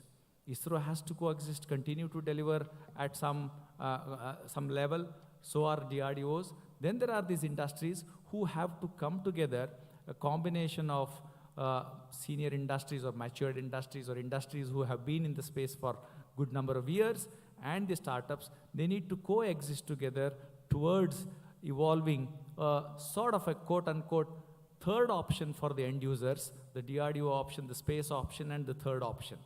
And in this journey, if one needs to expect or hope for some critical areas contributions for the OEMs outside globally, even they are watching and they are seeing that there is a conducive environment or there is a no-choice environment where they need to work with the Indian industries, and they are also watching it carefully and willing to help. Keeping the constraints of the defense space scenario, which means the confidentiality and all of that, I think there is a good opportunity for every one of us to coexist and contribute significantly to the ever-increasing demands of the space industry. I think collaboration, coordination, working together, a combination of disruption, maturity, caution, all of that blended together would be the best solution for the end users, is what I would say. Completely understand. I think brilliant point. And my sense is that, or my guess is that, once the launch happens and we throw open these challenges, we saw Commodore Goliath talk about the speed at which we got 75 innovation challenges put, almost 200 plus shortlisted applications were reviewed, evaluated, and selected in a matter of 10 days, two working weeks basically. So that, I think, that funnel is possibly going to find, is going to be very attractive for companies like yourself and possibly Boeing also to refuse to partner with. And when you know for a fact that there is a procurement order at the end of the finish line, then that becomes an added incentive for driving some of these partnerships. On that note, I'll move over to Kranti from Dhruv Space, representing startups. Of course, his own startup, but also startups in general. So India's space economy is gaining momentum. Quite literally, the skies are opening up. We see the skies, but there is something beyond the skies, so we're looking at space. Now, with dual-use technologies expected to emerge as the game changers, likely to create the next generation of unicorns, what opportunities for building locally in India, but for the global market, is Dhruva Space in particular, but space tech startups in general, are seeing on the horizon already? Are there specific technologies you are looking at for exploiting certain use cases, both in the civilian and military areas, that are likely to emerge as billion-dollar TAMs, as we say, in the very near future, 12 to 18 months or maybe 18 to 24 months time frame? If you can speak to some of those specifics, Kranti, that would be really illuminating for all of us. Over to you. Thank you.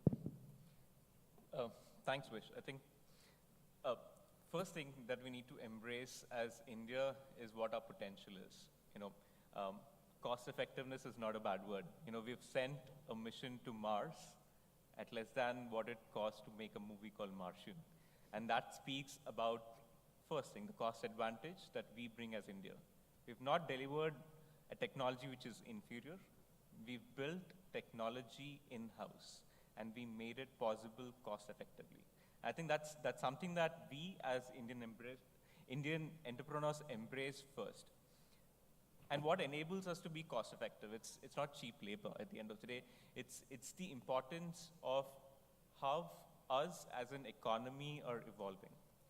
We have a great talent pool, right? The amount of engineers that are churned out of colleges in India, that creates the necessary bedrock of capital in terms of human resources to exploit, to put them into right use, to create that cost-effective technology.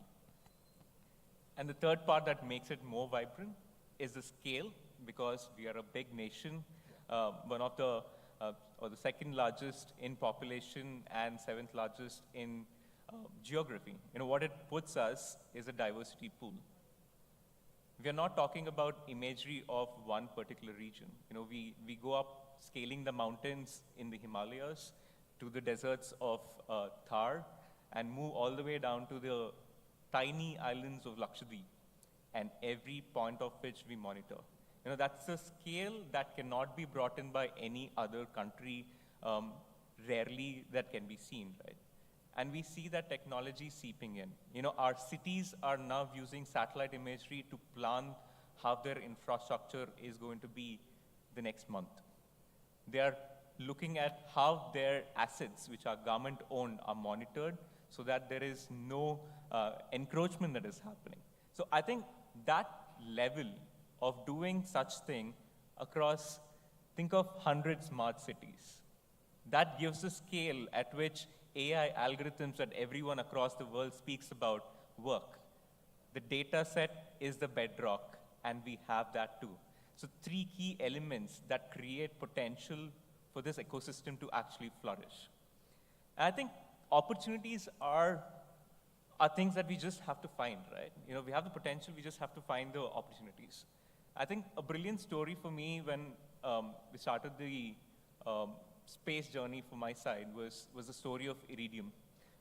Those in the industry, those in the army would have used the satellite phones back in the late 90s, early 2000s, which were bulky. But the story is very important.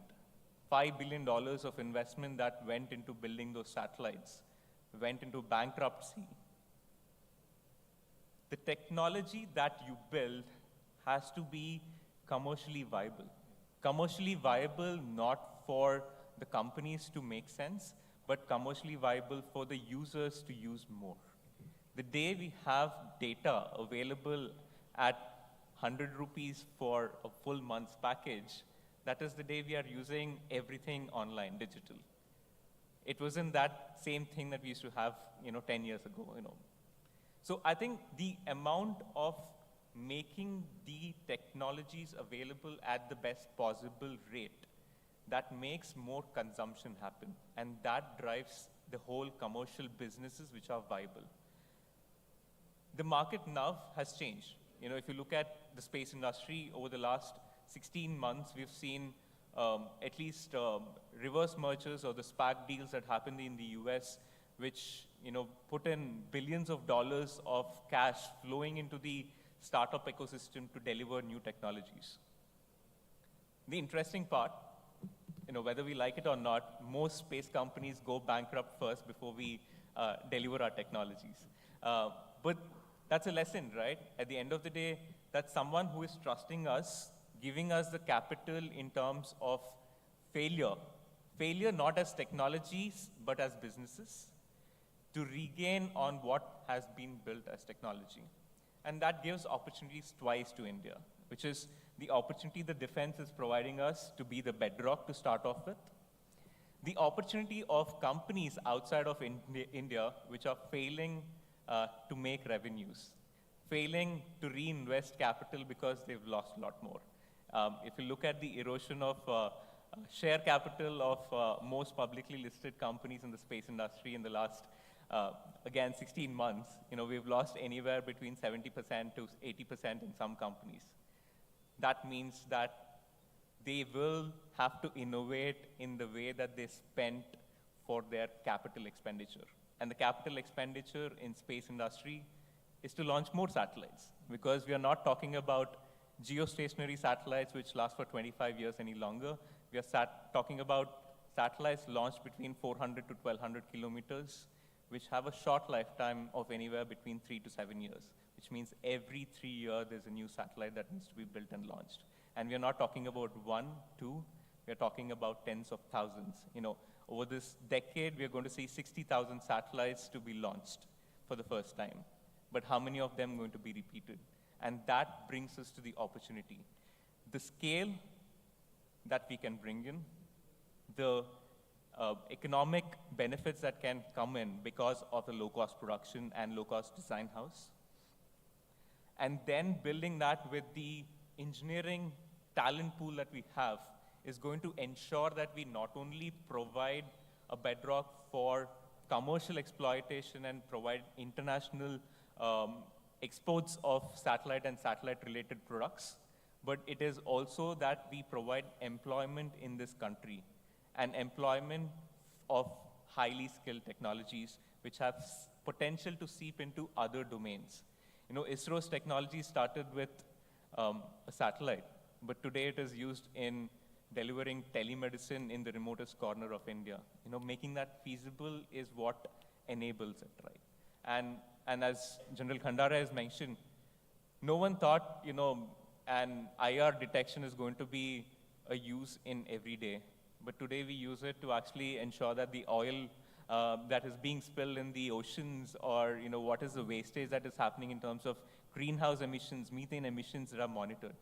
So the spill of what earlier used to be predominantly defense-driven is moving into commercial usage. We are not changing anything.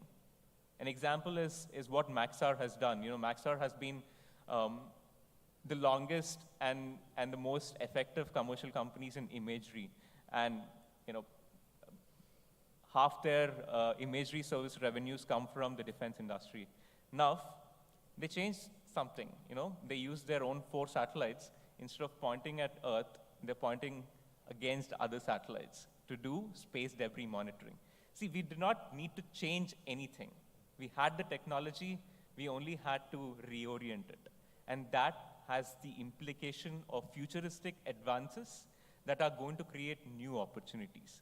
And I think it is important to identify them and nurture them. And I think that's what's happening at IDEX. And giving that thrust towards and the trust towards the startups to build that makes the whole difference. And I think that's the whole change. I like it. You know, when you said thrust and trust, yeah. I think it sums it all up. And I'm going to come back to Wing Commander Satyam to sort of sum it up from the point of view of the association. But before that, I just want to, you know, bring Sridhar in. And Sridhar, if you can, you know, talk about from your own experience of having, you know, done this going from local to global. You know, you did build from Hyderabad, and then you took it global. You have, you know, clientele that pretty much is across the globe today. So I think that experience, if you can talk about this whole, you know, going from local to global, would be very useful for all of us to, you know, take inspiration from. Over to you, Sri. Happy to. Good evening, everyone.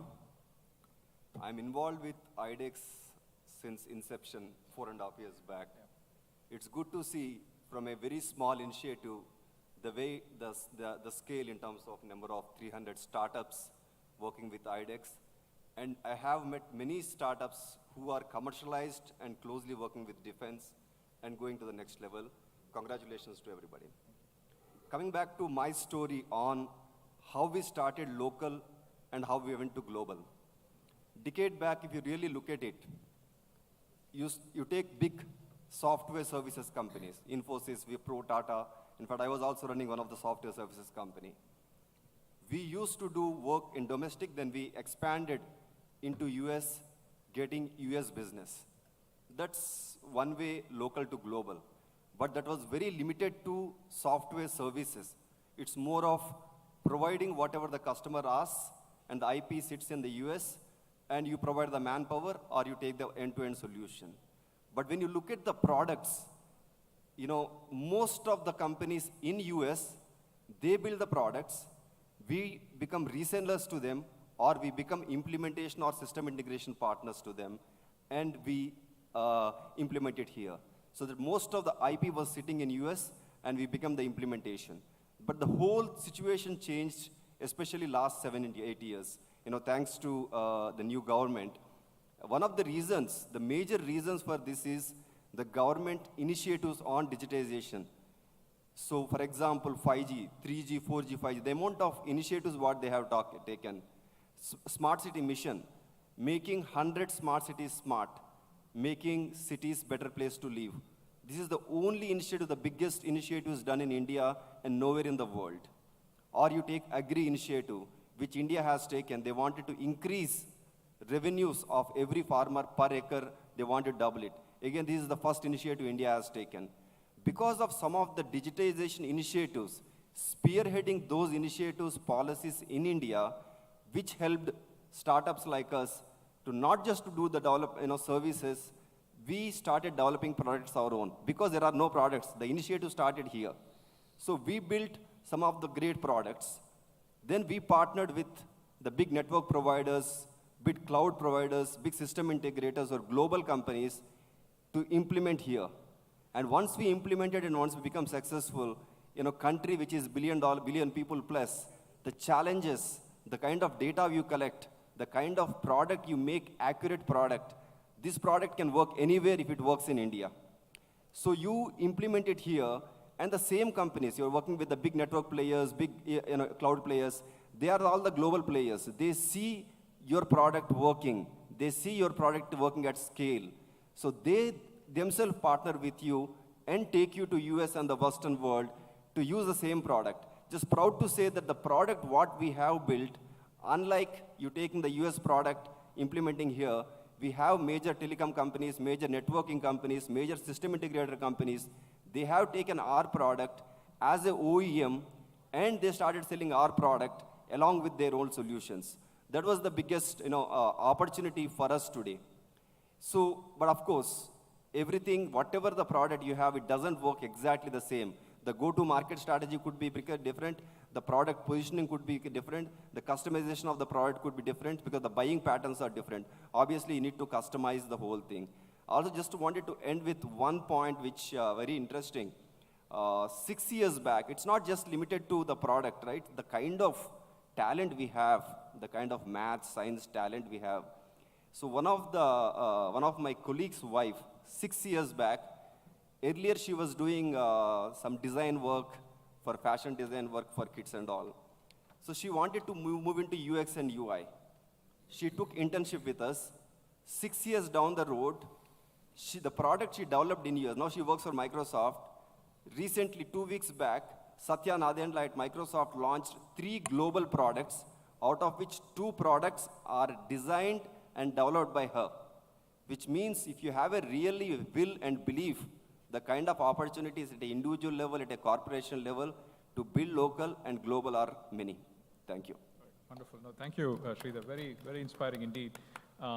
I'm going to come back to Wing Commander Satyam now. So Satyam, you wear multiple hats. You've been a pilot. You've been a startup entrepreneur. You've been a technologist.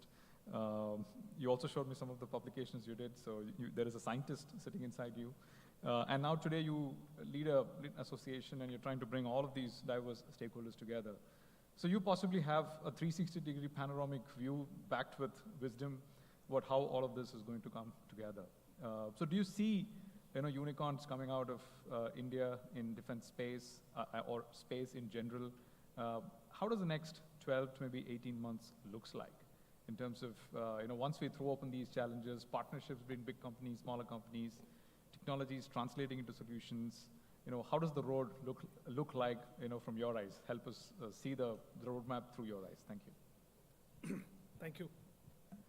So I'll go back about 2 decades first.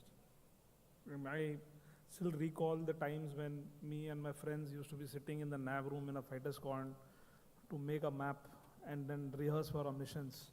And those were the days where for making one map, about 7 to 8 people used to be sitting because you had to do a 1200 nautical mile plan in one night. And the kind of rehearsals that were required, that whole map had to be memorized in your mind because you're flying at low levels. And at that time, we used to think that I wish this was automated. I wish I had a satellite view, something which was of my own, which was very, very regularly updated. So I'm talking as a user first. And many times we lost our friends. We lifted coffins because the tools were not there. And every time, you just shook your heads in despair that when will the time come when my country will do it. So I come from that, and I've had there were times when, the period when I lost about 5 good friends in a very short span of time. So it was indeed a burning passion in my mind, myself, that someday I need to work to bring a change in this. So I'm talking now from a user's perspective. Then I will like to jump to a time when I was led by Commodore Golaya. He was my senior in NSES. And we together tried to bring some kind of an energy into the sector, that how do we change this. And today I am here in front of this esteemed gathering talking about what the major initiatives that are happening in space. What I want to tell you is that we have really moved a lot of distance. But is this the end state? I think this is a start point. And we should take pride that a lot of things are happening. Building a capability, especially in space, is a whole of nation approach. It is not one department. It includes, yes, the user, where the user has to articulate the demands very correctly. Then it depends on the entrepreneurs or the technologists who have to convert that thought into an engineering requirement and convert it into it. All this requires a lot of effort in terms of funding, which has been talked about. Now that is where our honorable banking partners who are sitting here, they come into play. Then that is the time when your investors come into play, because without finance, it doesn't work. And then it again comes back to the user when the product is ready, where that acceptance has to come inside. Obviously, the product will not be perfect in that stage one. It has to go undergo a certain set of iterations before it becomes fully acceptable. Now, there's another change in climate that I'm seeing. Earlier, everybody expected you should have a perfect product ready when you go to him. They never understood that it takes time for a product to be conceptualized, made. It may not be perfect. You have to have patience. You have to work with them. You have to give them that kind of a testing environment where that product could be matured and then brought to a level where the user would find it perfect. And I've been through it myself, so I understand this. That climate is changing. And people are more, they're not seeing you as a vendor. Now they're seeing you as a partner. I think this has been an important journey that is happening. Now, given this background, I would like to take you to the larger aspects of things where I think Vish wanted me to comment on. Space, as we know, is a dual-use sector which requires large investments. Gestation periods are long. Return of investments take time to come. And in this scenario, especially the companies which are associated with the defense sector and the space sector, so now there are two important aspects that are coming into play. They need some specific testing. They need very close interaction with the user, because once you take a certain path, if that path is not validated right from the design and the inception stage, you can't ask that guy to put an undo button and go back 10 steps. So this is something which I'm happy that now that has started happening. We have been closely associated with the MOD, the Defense Space Agency, and the 3 services, and talking closely for the last 4 or 5 months as to what is the user requirement. And I'm happy that things have now come to a stage where we'll see some important announcements. Now, what does this mean? This means that this is the first time in the history of India that actually a space sector is going to get such a massive push, which has never happened before. Now, just to take you back about 1 or 2 years back, the Honorable Prime Minister has launched the space reforms, I would say, which are both from time perspective of policy or structures. In terms of policy, we are expecting the new space policy to come into play. A lot of iterations have happened. Similarly, the Space Activities Bill, we expect it to go to the Parliament soon for consideration. And then they have set up the new Space India Limited, which is a kind of a PSU, which will handle all their commercial requirements.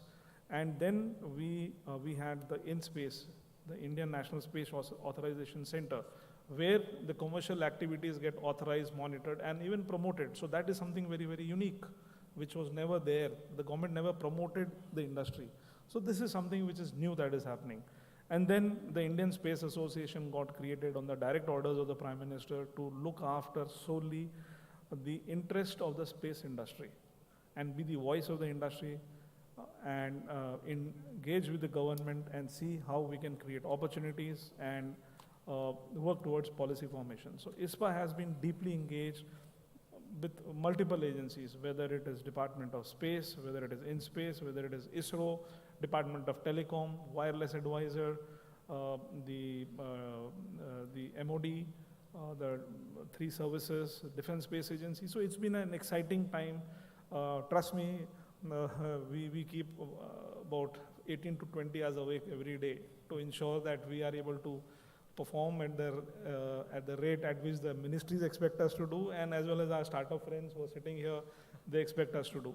So it's a very energetic journey that is happening. Now, what's important to understand here is that the innovation quality is of a very high order. I have been using foreign systems when our systems were not there. And when I compare them with the kind of innovative ideas that are flowing in terms of servicing the sector, in terms of how from a mobile you can just order data and it will come through you to the satellite, those kind of thoughts that are coming, these are unbelievable. They never happened before. And the best part is the Indian boys are doing it. And I have visited a lot of them, and the quality of work that I have seen there is absolutely fantastic and comparable to world standards. So this is something which is very interesting that is happening in the sector. The next thing that is happening is that because we have different startups working on different technologies, I think this is creating the right kind of ecosystem for collaborative engagements. Because when we deploy, say, solutions in space from defense, it will not be components that will be deployed. There will be proper solutions which will look at the whole satellite, the platform, the kind of the payload that is there, the data that comes in, how the data goes down, the data processing, the analytics, and the dissemination down to the user level. So it's a full turnkey approach. Now, obviously, this will require a lot of consolidation within the space industry, where the industries which have good experience of working with ISRO, they come together with the young startups to come out with solutions which are Indian solutions. Now, why I stress on this Indian solutions is because so far we have adopted Western technologies which are based on the concept of operations of those countries. Now, this is something new which is happening. And as Kranti was pointing out, India is a unique case because the kind of diversity we have in terms of culture, ethnography, in terms of linguistics, in terms of terrain, in terms of climatic conditions, in terms of the kind of military requirements. You're sandwiched between 2 nuclear-armed neighbors who are who keep us on the toes. And then we have the internal security challenges, which are much of which are externally induced. So it's a very unique environment. And actually, this is the best test bed in the world and the challenge in the world. So any set of companies which are able to deliver here will be able to do the best globally. And our strength is our demography, the kind of population that we have. So innovations would be needed in how our space companies, which are obviously dual use, which will be servicing both the defense side as well as the civilian space, and how we work towards creating such business models where the common man will start demanding this data. The way today, our youngsters play with mobiles, when we reach that stage, then nobody can beat us in the world, because then it will give us the right business solutions and the scalability. And that would invite a lot of investor interest in this country. So far, space has been a very elitist kind of a thing. Some people who have the ability to buy the software, some people who have the ability to buy their expensive data. So it is restricted to either government domain or in domains where people have the ability to put a lot of money. But what I'm talking of is a real democratization of this sector in terms of data right at the field level, where and it is not necessary that a farmer will be playing with the image. What he's interested in is what time should he be watering, what time should he be doing. So that technology reduced to the requirement that he has in the language in which he understands, and not some fancy graphics. So I think that is where a lot of innovation is happening and taking place. And taking it back to defense, because this scalability will come, that will ensure that our companies keep progressing in terms of innovating and further increasing their capabilities. Now Vinkoban, Satyam, just again, only in the interest of time, just want to come in. I believe General Khandare has a point to make. Sir, I'll give you a minute if you can keep it brief. Basically, I just wanted to mention that when you had started, you had asked me as principal advisor, what am I going to tell the ministry? We have to look at the entire bandwidth, how we function in the ministry. The eldest person is the Raksha Mantri, and then you have the people in the startups, like what the Honorable Raksha Mantri said, 17 years old. So we have to match the frequency of thinking. I think that is most important. The kind of Gen Z, which is incorporated into this entire work, we have to be as dynamic in our thinking as the entrepreneur, the startup. If we do not match their thinking, I think there will be a generation gap, which may be there in most of the families. But in the Ministry of Defense, we take this as an entire family. Those who are in the government, those who are not in the government, but everyone, like what Kushwa said, whole of nation approach. So that is the thing which we have to keep in mind. We have to take everyone along, keeping in mind the sensitivities of each person and each stakeholder. So that is one thing which I wanted to say. It's not that things are not happening. A lot of changes have come up. I don't think we had in the past experience of how even the service chiefs or the chiefs in DSA or DRDO, they have in a way supported different thinking. Like you have Satyam here, you have Gulaya there. They have actually been supported in whatever they said. You heard him say, we were ready to fail. This is something which in the uniformed fraternity nobody ever wanted to hear. That was a big no-no, but thinking has changed. So that is one part. The second part, even in society, there is a lot of commitment to the nation. You have people sitting on the stage who are giving out your story. There are people sitting in the crowd. You have Amit, who's flown all the way from USA to take part in this. He's got his heart and mind in the right place. He's investing here to give us the best possible solution. So there are many like that. If I start taking names, I think we can spend the rest of the evening here. And most important, which I do not want to forget here, is the role played by ISPA. And there is somebody who has not been given the kind of recognition or applause, that is Vish and his team. We had Vish, Vivek, Mayank, the kind of work that they have done. And let me tell you, when we used to sit in those closed rooms, it was not pleasantries which were explained. It used to be a lot of hard work which used to go in, which never ended in polite reminders to each other. But at the end of it, we are here sitting in front of you, delivering what most of us wanted to see. Thank you, Vish. Thank you from all of us. Thank you, sir. Most welcome. I mean, it's all in service to the nation. But tomorrow, once the formal launch happens, I'm sure the audience will understand and appreciate the scale that we're talking about. Anything short of details would be doing that injustice. So just wait for a few more hours and we will have all of those details unveiled. It really is a massive opening up of the Indian defense space sector. We don't have time for an extended conversation. We're already short of time. But I will take the opportunity to thank our speakers for having given us time today.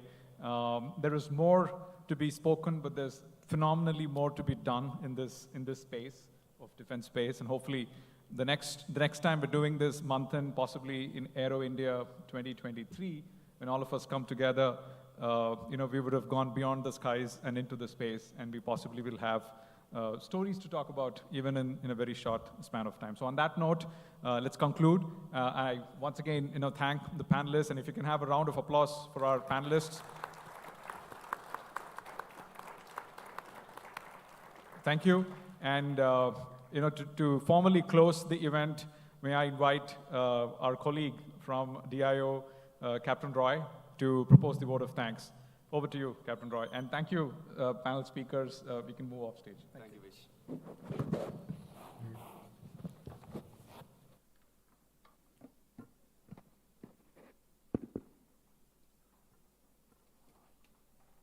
Good evening, ladies and gentlemen. I'll just keep it very short. You had a very long session with us, so I won't torture you more. Thank you all. We are on behalf of IDEX for making this Manthan the biggest and the best annual innovation event.